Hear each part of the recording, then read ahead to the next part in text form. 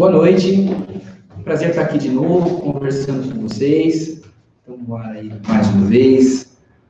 Gostaria, primeiramente, de agradecer novamente a nossa equipe, que está aqui dando aquela força, passando as maquiagens todas aí, né?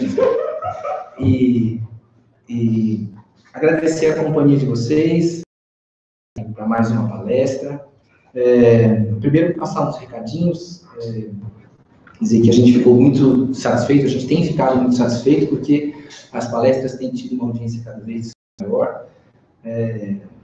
Enfatizar que o nosso enfoque é sempre a informação, sempre com o objetivo de, da maneira mais simples possível, as doenças que podem acontecer em relação aos problemas da coluna vertebral e quais são as formas de melhorar a qualidade de vida,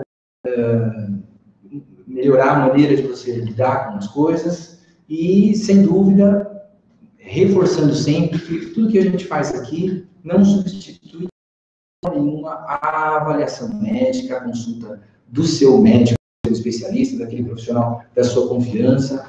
É importante que você mande dúvidas, mande sugestões em relação às coisas que vão sendo abordadas aqui, mas sempre levando em consideração que a avaliação do seu médico profissional é absolutamente fundamental. Hoje nós vamos bater um papo aqui sobre hérnia discal cervical. Para quem não se lembra, nós fizemos uma pesquisa no final do ano passado e fizemos aí uma enquetezinha, e esta é a segunda das 3 palestras que estavam presentes na nossa pesquisa. Falamos no dia 19 de março, no mês passado, sobre hérnia discal lombar, que foi aí disparado das 3 a mais votada. A hérnia discal lombar foi uma palestra um pouco maior, porque nós já citamos todo o mecanismo que proporciona o aparecimento desse tipo de doença, que são as hérnias discais. Hoje nós vamos falar, mais resumidamente, da mesma doença na região da coluna, na região do pescoço, na região da coluna. Depois que acabar aqui, quem tiver interesse, dá uma voltada lá no nosso link, lá do Facebook, do site também, que essa palestra está gravada, e ela fala sobre como acontece isso na região lombar, e isso também vale para a coluna cervical, tá? Bom, vamos lá. Então, começando a coluna cervical aqui na nossa maquetinha, né? A coluna cervical é esta região mais alta, a próxima da cabeça, que é o pescoço, constituído de 7 vértebras empilhadinhas aí uma na outra. Aqui é a posição de frente, onde ela é bem alinhada, e aqui na nossa posição em perfil, onde ela tem uma curvatura para trás, que a gente chama de lordose cervical, tá certo? Então nós vamos falar dessa região. Agora vamos pensar que esse esqueleto aqui como um todo, ele mostra a coluna cervical, dorsal, lombar, ele mostra aqui um pedaço da pelve do quadril. Vamos pensar o seguinte: se nós nos colocarmos aqui na posição onde a gente falou na última palestra, ela tem a ver com receber todo o peso do nosso tronco. Então, a gente está falando de carga, de receber o peso de todo o nosso esqueleto. Tirando aí as pernas, todo o nosso peso de todo o corpo está aí na região lombar. O mesmo não acontece com a coluna cervical. Por que eu estou falando isso? Porque os mecanismos que ocasionam as doenças de disco na coluna cervical e na coluna lombar diferem um pouco por causa disso. Então, sempre que você ouvir falar de coluna lombar, nós estamos falando de alguma doença relacionada muitas vezes à carga, a carregar peso. Isso não vale para a coluna cervical. Coluna cervical, a gente tem movimento. Então, o principal mecanismo que ocasiona doenças da coluna cervical está relacionado com a quantidade de movimento que nós exercemos ao longo da vida, né? Seja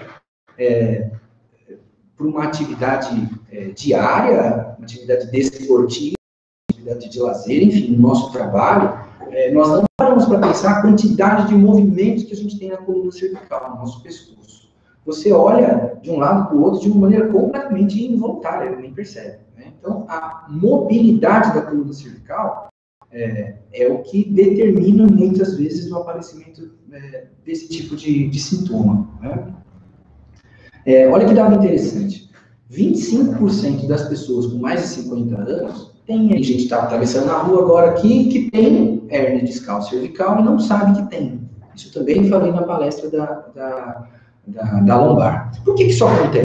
Porque nós estamos falando de uma alteração degenerativa, de um processo de desgaste natural, algo que pode acontecer, que muitas vezes acontece. Agora, o sintoma não necessariamente tem a ver com a intensidade da doença. As pessoas têm limiares de dor diferente e podem sentir mais ou menos a presença de um sintoma, que neste caso específico é de dor, queimação, ardência, sensação de impotência funcional, tanto na região cervical quanto nos braços. Então, assim, esse dado, que eu falei na última palestra, o disco aperta a raiz, ele pode ocasionar sintomas, tá? No caso dos sintomas na coluna cervical, nós temos 3 tipos de sintomas que diferem um pouco da região lombar. O primeiro é da dor cervical, cervicalgia, né? Então, é aquela dor que pode acontecer na região posterior do pescoço, pode acontecer na nuca, pode acontecer mais próximo da cintura escapular. Então, nós estamos falando de dor cervical. Esse é um sintoma. O segundo sintoma é a cervicobraquialgia. Nossa, que palavrão é esse? É uma dor no pescoço que segue o trajeto em direção ao braço. Então, cervicobraquialgia. E o terceiro sintoma é a síndrome medular. Estamos falando de um problema que na coluna lombar não existe. Já vou voltar nesse assunto. Então, eu coloquei uns slides que eu queria que o pessoal colocasse. Esse primeiro está mostrando nitidamente o que é a cervicobraquialgia que eu estou me referindo. Então, a figura maior está mostrando exatamente lá, em vermelho, o trajeto que a dor faz. Um trajeto do pescoço, muito provavelmente da região posterior do pescoço, da parte de trás do pescoço, mas muitas vezes pode vir da região lateral, que passa em direção ao ombro e segue o trajeto em direção ao braço. Né?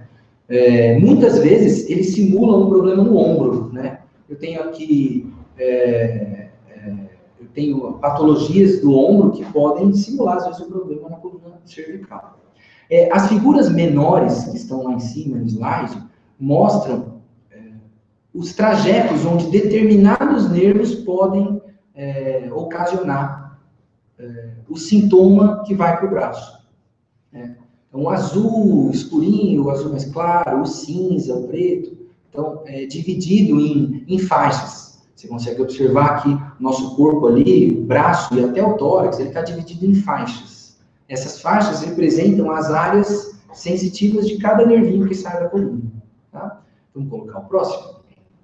Aí uma imagem uma figura mais ilustrativa, mostrando cada nervinho que vai para cada região. É bem ilustrativo mesmo, mas para ter uma ideia do que efetivamente acontece. Quer dizer, o disco, ele machuca a raiz lá na origem, lá na coluna cervical, e a dor segue o trajeto em direção a alguma região do braço. Tá? O próximo. Isso aí é uma figura de bandagem de tensão. Isso acho que foi colocado no modo errado. E aí é importante destacar, numa figura, a ilustração do que nós estamos falando. Né? Pode voltar agora para mim, que eu vou voltar nesse slide já. Pode voltar para mim. Pode voltar a imagem para mim. Isso. Esse último slide que eu vou colocar, que eu pedi para interromper, ele está falando de uma compressão do disco na medula. Né? Então, era aquela última frase que eu coloquei, que é a síndrome medular, que é a mielopatia. Nome feio, mas de uma doença também bastante desagradável. Vamos pensar o seguinte, a coluna é um arcabouço ósseo que vai bem no comecinho da nuca até lá no bumbum. E ela é um tubo. E ela protege uma estrutura importante chamada medula. Medula espinhal. Mas a medula, ela não tem o tamanho da coluna. A medula é menor do que a coluna. Então, a coluna vai de cima até embaixo. Mas a medula acaba mais ou menos ao nível de L1, L2, varia um pouquinho de pessoa para pessoa. Então, o que significa? Que as doenças de disco na coluna lombar, que acontecem abaixo da medula, não ocasionam doenças medulares. Isso não acontece na coluna cervical. Na coluna cervical, lá no pescoço, lá em cima, tem medula. Aliás, é o início da medula. A medula é o nervo principal que manda na gente. Tudo que acontece do pescoço para baixo, sentir, mexer, vem daquela região. Quando o disco aperta muito o canal vertebral, ele comprime não só os nervos que vão para os braços, as raízes, ele comprime o centro do canal, daí ele aperta a medula. Apertando a medula, pode acontecer um sintoma não só do pescoço para o braço, mas do pescoço para baixo. E você tem o que a gente chama de síndrome medular ou mielopatia. É uma doença onde o disco comprime mecanicamente a medula, e a medula entra em sofrimento, ela começa a ser desse aperto. Ela tem uma reação inflamatória e o paciente começa a ter alterações sensitivas e motoras daquela região para baixo. Braço e perna, inclusive. Essa doença é a doença mais grave, primeiro porque ela não vem da noite para o dia. O paciente começa a ter alterações de sintoma, na maioria das vezes são pacientes a partir da quinta, sexta década, por doenças degenerativas, e ele começa a ter esse tipo de sintoma. Agora eu queria aquele slide que eu pedi para interromper, se puder colocar. Aquela figura mostra exatamente o que eu estou explicando, né? Então, tem ali que está mostrando entre a quinta e a sexta vértebra cervical, e ali o disco entre a quinta e a sexta vértebra cervical, e mostrando a compressão de estruturas, que nesse caso ele está mostrando tanto o disco quanto o ligamento que a gente tem à frente do disco, comprimindo a medula, não necessariamente a saída da raiz. Essa é uma doença que diferencia de sintoma em relação à cervical da lombar, tá bom? O próximo slide, por favor. Isso, aí é um outro slide mostrando exatamente isso. O que é a medula, então, essa imagem escura que está no centro do canal, isso é a medula. Essa imagem clara que a gente vê circundando a medula, isso é líquido, é um líquor, é o líquido que lubrifica, na verdade, ele lubrifica todo o nosso sistema nervoso, né? E ele fica dentro de uma bexiga, e essa bexiga, os nervos ficam meio que sobrenadando dentro dessa bexiga. O que acontece se o disco estiver comprimindo muito, ele comprime essa bexiga e comprime a medula. É isso que a imagem está mostrando. O próximo, por gentileza. Isso. Aí a gente tem uma outra imagem que mostra doenças degenerativas de vários discos, efetivamente comprimindo tanto o canal quanto até um pouquinho a medula. Tá bom, pode voltar para mim? Bom, vamos falar agora um pouquinho sobre diagnóstico, tá? Como é que a gente faz o diagnóstico? Como é que se descobre que isso está acontecendo? O diagnóstico, ele é feito sempre através do exame médico, do exame clínico. Você vai a um especialista na área, o especialista na área examina você de acordo com a experiência dele, de acordo com aqueles sintomas que eu já descrevi, de acordo com o trajeto onde a dor vai, para onde a dor irradia, de que forma isso acontece, em que período do dia, se isso está relacionado ou não com esforço ou não, se está relacionado com algum movimento repetido que você tem o hábito de fazer, enfim, ele acaba pensando nesse diagnóstico. O diagnóstico por imagem, que é o diagnóstico que confirma a lesão, nós temos a radiografia, que é o raio-x comum. O raio-x comum, ele não é um exame que mostra a doença de disco, mas ele é um exame muito importante no início da investigação diagnóstica. Então, nenhum outro exame substitui o raio-x. O raio-x é um exame onde você não vê disco, não vê nervo, não vê raiz, mas você vê o arcabouço ósseo, você vê a estrutura óssea, o alinhamento ósseo da melhor forma de qualquer outro exame. É um exame onde você vê se o espaço entre as vértebras está bom ou não, se há já alguma diminuição desse espaço. É um exame de baixíssimo custo, a maioria dos consultórios ou clínicas tem raio-x, você consegue iniciar uma investigação com uma radiografia. Então é bastante importante esse exame. Nós temos o exame de eleição, quer dizer, o melhor exame para avaliação e diagnóstico é a ressonância magnética. Um exame que ainda ele tem um alto custo, mas o valor agregado dele é muito bom. Você consegue identificar perfeitamente estruturas que eu me referi agora, quer dizer, nervos, discos, raízes, estruturas ligamentares, músculos. Você consegue ver isso de uma maneira bastante exuberante nas imagens. Existem vários níveis de qualidade de ressonância magnética, mas qualquer ressonância magnética você consegue ter um acesso bastante significativo no exame. A tomografia computadorizada é um exame que não vê com tanta fidelidade as imagens quanto a ressonância magnética. Existem alguns pacientes que têm alguma contraindicação para realizar a ressonância magnética, portadores de marca-passo, enfim, pacientes com claustrofobia, que não podem ficar no aparelho. Então, aí você pode lançar a mão da tomografia. Não é um exame que nos dá uma qualidade tão exuberante, principalmente para a coluna cervical, mas, enfim, quando necessário, quando você não tem um outro recurso, é um exame que você pode lançar a mão. Eu separei também alguns slides de ressonância magnética para a gente poder mostrar, né? Então, a ressonância magnética é um exame onde você consegue visualizar estruturas como essa, por exemplo. Essa eu já mostrei, mas vamos continuar nela. Então, a ressonância é isso, ela mostra todas essas imagens como se fosse mesmo uma fatia tirada do meio do corpo, né? Vamos lá para a próxima.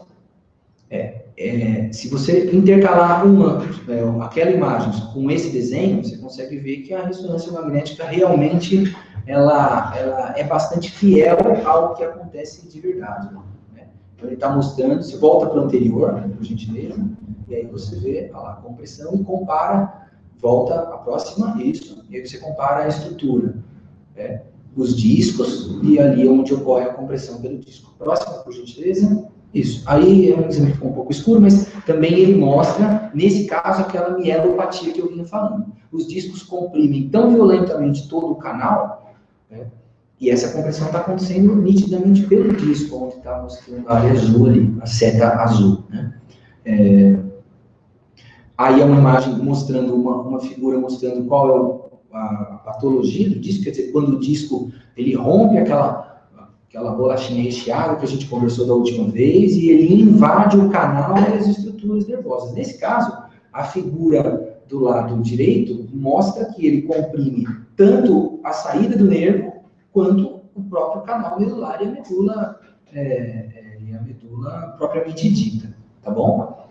O próximo exame, também, aí está mostrando uma imagem de uma hérnia de disco exuberante, impressionante, uma hérnia de disco chamada hérnia extrusa, onde há uma compressão no canal. Note, essa imagem é bastante importante, porque mostra o seguinte: lá onde está a medula, lá em cima no começo, ela é mais escura. Na medida que ela vai descendo, se aproximando da doença do disco, note que ela vai ficando mais clara, até o nível da compressão, depois ela ainda desce e continua mais clara, depois que ela vai voltando a ficar escura.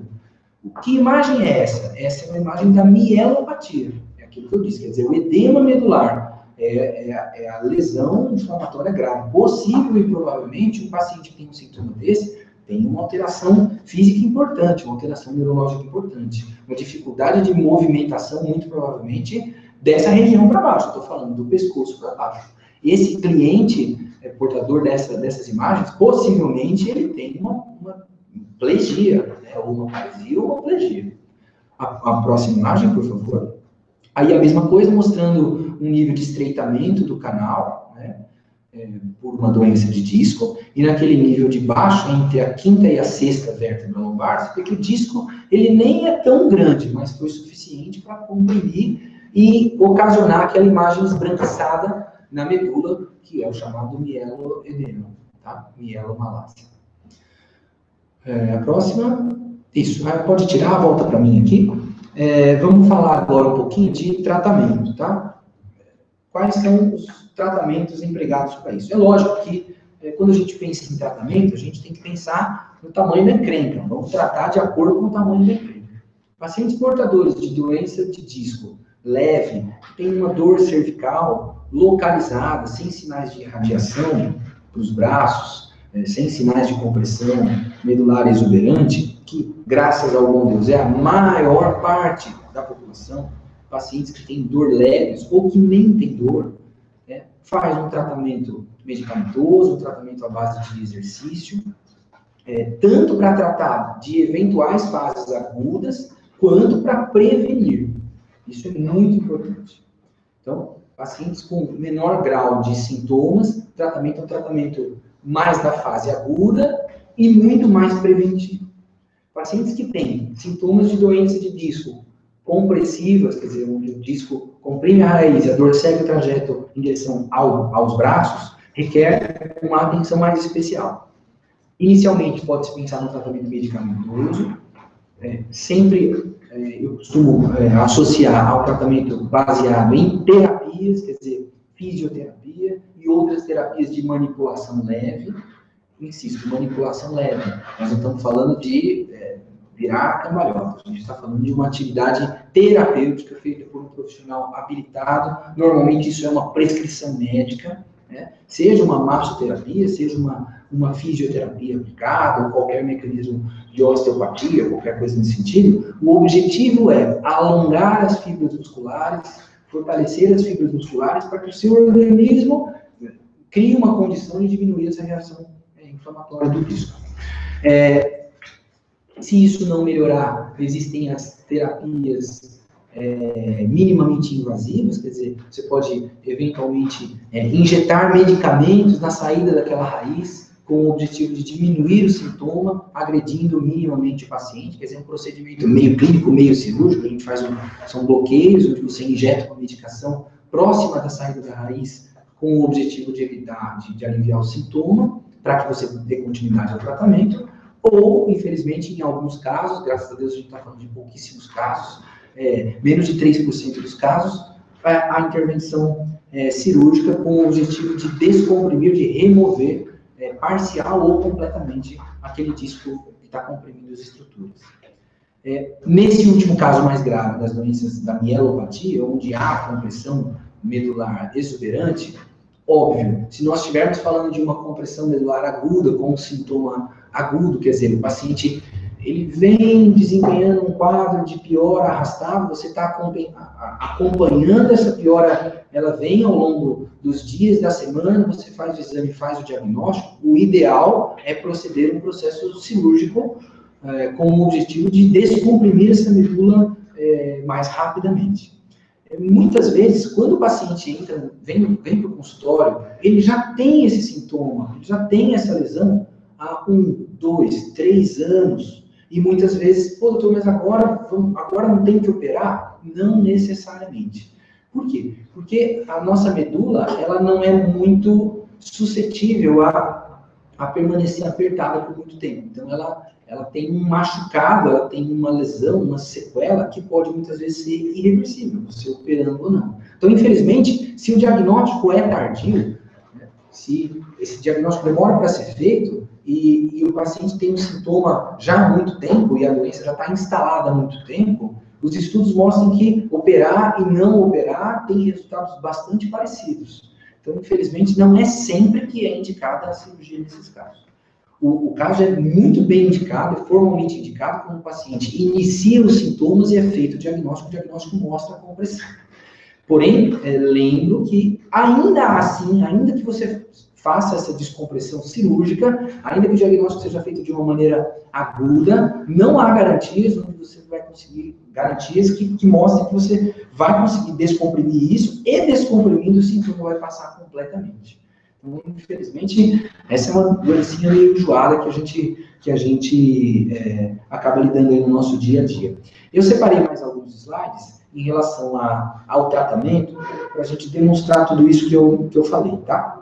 Vamos passar o primeiro, em relação ao tratamento. A primeira questão em relação ao tratamento, estou falando sobre atividade de exercício, né? Então, aí tem uma figura onde você faz um movimento em cima de flexo-extensão. Claro, insisto, isso deve ser feito orientado por um profissional terapeuta, por um profissional médico, um profissional habilitado. Mas, certamente, ele te orientará. Você pode fazer essas atividades em casa. Movimentos de flexão e extensão leves, de forma gradual, conta até 10 para frente, conta até 10 para trás, segura. Depois a foto do meio em inclinação para a direita e para a esquerda, e a foto de baixo, lateralização, para o lado direito e para o lado esquerdo. Então, esse seria uma parte aí de algum exercício que você poderia fazer. O próximo, por favor. Aí uma foto específica, já falei, né? Essa é uma manobra com o objetivo de você melhorar a força dos músculos da cintura escapular, que a gente chama. Isso é usado tanto para patologia da coluna cervical, quanto para patologias do ombro, né? Tem aqui a presença do Dr. Ronaldo Borevich, que aqui veio nos prestigiar, cirurgião especialista nas patologias de ombro, nosso colega, nosso amigo, veio aqui prestigiar hoje, já está confirmando aqui que é mais ou menos por aí. Ao longo desse ano ele vai estar com a gente aqui, batendo um papo sobre doenças de ombro, doenças do joelho também. O próximo, por favor. Essa é uma outra manobra, também é usado para tratar de patologias do ombro e da coluna cervical com esse objetivo, de trabalhar a musculatura posterior. 1, 2, 3, de cima para baixo, tracionar para trás, deitar, né, de barriga para baixo, e tracionar a musculatura toda para trás, com o objetivo de melhorar a contratividade da musculatura posterior. Próximo, por favor. Isso aí é uma dica postural fundamental, postural, em relação a como é a melhor forma de deitar, tá vendo lá? Então, assim, importante que, no caso específico da coluna cervical, você não se deforme ao deitar, ao dormir, né? Que você trabalhe com a coluna vertebral com o melhor alinhamento possível. Então, perceba lá, o travesseiro ele não pode estar muito alto, que é o que mostra na figura 1, nem pode estar muito baixo, que é o que mostra na figura 2. Ele tem que estar o mais adequado possível, moldando a anatomia, tanto da cintura escapular, que é o travesseiro, e note lá, próximo do bumbum, que também tem um travesseiro ali. Pô, mas o que isso tem a ver com a coluna cervical? Tem a ver com a coluna vertebral como um todo. Você deve colocar um travesseiro entre as pernas para poder estar com a coluna o mais alinhada possível. O próximo, por favor. Essa é uma outra manobra onde você executa um movimento para tentar fortalecer o esternocleidomastoide e musculatura lateral da coluna cervical. Tá? Manobra 1, manobra 2. Tá? Próximo.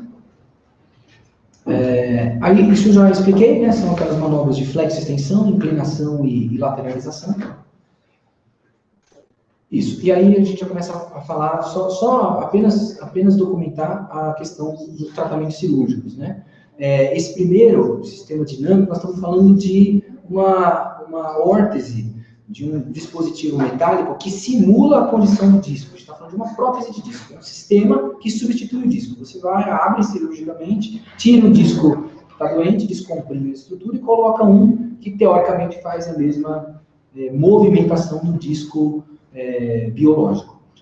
A figura do lado direito, onde tem lá os parafusinhos, é escrito artrodese cervical, é uma técnica onde você faz uma fixação de uma vértebra sobre a outra. Então ali ele está mostrando que ele fez um tratamento cirúrgico em 2 discos, que nem tecla de piano, tecla branca e tecla preta lá, né? Então, para tirar 2 discos, eu tenho que fixar 3 vértebras. Então, o que ele fez? Ele colocou uma placa, um pino, com parafusos, removeu os discos e colocou uma plaquinha para que essas vértebras não se movimentem mais. Então, o do lado esquerdo é mantendo a mobilidade, o do lado direito não mantendo a mobilidade. São técnicas cirúrgicas, não vamos entrar muito nesse mérito, não é o objeto aqui do assunto, mas só como de forma ilustrativa. O próximo, por gentileza. Aí, mostrando uma técnica chamada videoendoscopia, que é uma técnica moderna que a gente também vem usando, onde você faz uma ressecção do disco de uma maneira através de a introdução de uma cânula e uma câmera de vídeo, né? Essa imagem é uma imagem de uma vértebra lombar, mas isso também vale para a coluna cervical, tá bom? Próximo. Aí a mesma coisa, é uma cirurgia, uma artrodese também, uma fixação vertebral, mas aí uma fixação vertebral mais extensa, e ele tirou os corpos os corpos vertebrais e colocou uma gaiolinha ali do lado, tá bom? Próximo. O uso de colar cervical, esse aí é uma demonstração que a gente chama de colar cervical noturno. É um colar que serve muito para as fases agudas de quadros dolorosos, quer dizer, dor cervical ou eventualmente dor cérvico-braquial, né? O paciente tem uma sensação de conforto grande, porque note que o colar ele encosta no queixo e encosta na base ali da fúrcula external, quer dizer, ali no finalzinho da clavícula, ali no meio do tórax, né? Com isso, você não precisa fazer força na musculatura de trás para poder, você não precisa ficar, você pode apoiar o pescoço, né? Com isso, você relaxa a musculatura posterior e, invariavelmente, o paciente tem um alívio do sintoma. Serve também, muitas vezes, para um pós-operatório, há alguns dias. Então, veja, ele não é um imobilizador, ele é um tutor, ele escora e diminui um pouco a mobilidade, restringe parcialmente a mobilidade. Isso pode ser usado em fases agudas, tá bom? Pode voltar aqui para mim. Então, é isso. Na verdade, a gente fez um resumo, né, do que existe em termos de patologias discais na coluna cervical. E é interessante para quem quer dar uma olhada nos mecanismos, voltar lá no nosso bate-papo sobre hernia de disco lombar, para você entender por que isso acontece, né? E eventualmente sanar uma outra curiosidade que pode estar acontecendo. Tá legal? Então é isso. Eu acho que já tem algumas perguntas, não é isso? Vamos começar então com as nossas respostas aqui. Nossa, hoje tem bastante gente mesmo, né? Hoje o negócio tá legal. Vamos lá. Ana Cláudia e Genival estão perguntando aqui, doutor, problemas na cervical podem causar ou justificar enxaquecas? Pergunta muito legal, Ana Cláudia e Genival. Parabéns aí pela pergunta, é uma coisa muito, muito recorrente. Veja bem, nós passaríamos uma semana aqui descrevendo possíveis causas de enxaqueca. Enxaqueca, cefaleia, dor de cabeça. Tudo dá dor de cabeça. Tudo. Unha encravada no dedão do pé dá dor de cabeça.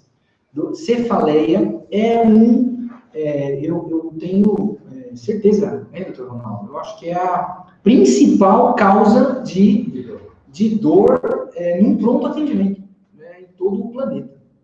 Disparado é o que mais ocasiona problemas e visitas no pronto-socorro. Então, dor de cabeça é um sintoma, é um sinal, um sintoma muito comum para uma série de doenças, inclusive a coluna cervical. Existem doenças específicas da coluna cervical que não têm a ver necessariamente com hernia de disco. Normalmente tem a ver com uma degeneração cervical tão grande que a deformidade da coluna cervical deforma os vasos sanguíneos da coluna cervical. Se puder mostrar de novo a maquete aqui para mim, só para poder explicar o que eu estou falando. A coluna cervical tem uma característica também que, além dela agregar os nervos, ela agrega essa estrutura que está mostrando aqui de vermelho. Isso são artérias vertebrais. Se a coluna está muito degenerada ou ela sofre alguma alteração na posição, essas artérias podem se deformar, diminuindo a oxigenação que acontece dali para cima. E o paciente pode ter um distúrbio vascular, uma alteração por vascularização, e ele pode ter dor de cabeça. Esse é só um dos motivos. Isso não tem necessariamente a ver com hérnia de disco. Tá bom? Pode voltar aqui para mim. Então, assim, de um modo geral, a doença de disco não costuma dar dor de cabeça. A sua pergunta é, problemas na cervical? A resposta é sim. Agora, doença de disco isoladamente, como uma doença isolada, não. Agora, se você tiver uma baita de uma hérnia de disco, tiver uma dor danada, você pode ter dor de cabeça porque tem dor no pescoço, como eu disse anteriormente. Tá bom? Espero ter conseguido responder aí. Muito obrigado, viu, Ana Cláudia e Genival. O Josué Santos, ele está perguntando o seguinte: dores cervicais podem causar dores nos membros inferiores ou afeta apenas os membros superiores? Espero que você tenha conseguido pegar nosso bate-papo desde o começo. Se a doença de disco for muito grande, se o disco estiver comprimindo muito estruturas nervosas na região cervical, ele pode comprimir uma estrutura importante chamada medula. E aí ele acaba comprimindo o trajeto desse nervo que vai para a perna também. O paciente pode sim ter sintomas nos membros inferiores. Tá bom? É a tal da doença medular mielomalácia, tá? Um abraço, Josué. A Mônica Bianco está perguntando o seguinte: doutor, é possível uma pessoa que possui artrodese tóraco-lombar ilíaco desenvolver hérnia de disco cervical devido ao esforço no pescoço por não ter mobilidade na coluna? Sim, Mônica, com certeza. Sempre que a gente pensa em travar segmentos da coluna, seja ela qual for, nós estamos transferindo essa mobilidade das vértebras travadas para aquelas que não estão travadas. Eu não sei qual é o nível da sua fixação, mas pelo jeito é uma fixação grande, porque ela pega parte da coluna torácica, pega toda a lombar e vai até o ilíaco, que é essa região aqui, de baixo. Né? Quer dizer, o paciente tem parte da coluna torácica travada, toda a coluna lombar travada e a articulação sacroiliaca travada. Certamente, a mobilidade está restrita lá em cima. Essa sobrecarga pode ocasionar dores na coluna cervical, sem dúvida. Se vai desenvolver a hérnia de disco, possivelmente, pelo aumento de mobilidade, a chance de desenvolver a doença de disco é maior. Tá bom, Mônica? Obrigado, viu? A Cleide disse o seguinte, ela passou por uma cirurgia cervical posterior, C3 a C7. Ela está perguntando se existe uma previsão de tempo de recuperação. Cleide, se você fez uma cirurgia na coluna cervical por trás, se você fez uma cirurgia na coluna cervical, dá para ver aí, dá, né? Aqui por trás, o seu cirurgião, dificilmente, para não dizer que é impossível, ele não acessou seus discos. Ele fez uma fixação aqui por trás, quer dizer, nem sei se ele fez uma fixação, está dizendo que ele fez uma cirurgia, né? Então, ele fez uma cirurgia que envolveu desde a C3, C4, C5, C6, C7. Envolveu 5 gominhos aqui, mas foi uma cirurgia aqui por trás, tá bom? Se isso aconteceu, a previsão do tempo de recuperação depende muito de que técnica foi empregada, de qual é o motivo desta cirurgia, se você teve alguma fratura, se você teve algum estreitamento medular posterior, se você teve alguma outra doença mais grave. Mas, de um modo geral, você vai ter uma restrição de mobilidade moderada, de moderada a acentuada. Então, esse termo recuperação, eu não sei se ele diz respeito à recuperação mínima de um pós-operatório comum, ou se você está dizendo assim, quando é que eu vou voltar completamente ao normal. Bata um papo com o seu médico para ver quando é o melhor momento de você ir fazer todo esse processo de recuperação. Mas, de um modo geral, a cirurgia em si, ocorrendo tudo bem, o período de recuperação é um período rápido, tá bom? Obrigado, viu, Cleiton? A Jéssica Oliveira está perguntando se as cirurgias endoscópicas também são indicadas para problemas na cervical. Sim, são indicadas também para problemas na coluna cervical, tanto pela frente, por via anterior, seja por via posterior, para doenças várias, inclusive a doença de hérnia de disco, que é o tema do nosso bate-papo de hoje. Tá bom, Jéssica? É uma técnica moderna que a gente vem usando aqui no Brasil e também fora do Brasil com muito êxito, tá bom? Obrigado, um abraço, Jéssica. O André Bueno está perguntando se toda hérnia cervical é cirúrgica. A resposta é o seguinte: quase nenhuma hérnia discal cervical é cirúrgica, tá bom, André? 2%, 3% no máximo dos casos são cirúrgicos, em média, né? Tá bom? Obrigado, viu, André? A Gisele está perguntando o seguinte: se ao fazer exercícios de musculação, ela está dizendo que ao fazer os exercícios de musculação, ela sente dor e desconforto. Se isso pode desenvolver uma hérnia. Gisele, dor é um mecanismo de defesa, não é essa, Gisele, né? A dor, ela está dizendo que tem alguma coisa errada acontecendo com você, né? Se isso estiver acontecendo com você, acho que é melhor você iniciar uma programação de investigação diagnóstica, tá bom? Gisele, um abraço para você. A Fabiana está perguntando o que é torcicolo, o que causa e qual é o melhor tratamento. Fabiana, excelente pergunta. Excelente pergunta. Porque é muito comum, né, a gente falar de torcicolo. Torcicolo é um negócio que quando aparece, a pessoa chega no trabalho toda torta e pronto, todo mundo já sabe que é um torcicolo, pronto. Já são 2, 3 dias de sofrimento. Torcicolo, vou resumir para você. Torcicolo é uma cãibra no músculo da coluna. Pensa numa cãibra, daquela pesada que você tem na perna depois que você jogou bola, alguma coisa assim. Coloque ela no músculo da coluna, pronto. Então, a gente está falando de uma liberação aguda de uma toxina no músculo da coluna estrutural e que tem que evitar acontecer. Aconteceu 2, 3 dias de colar cervical, compressa de água morna, repouso, água benta, enfim, né?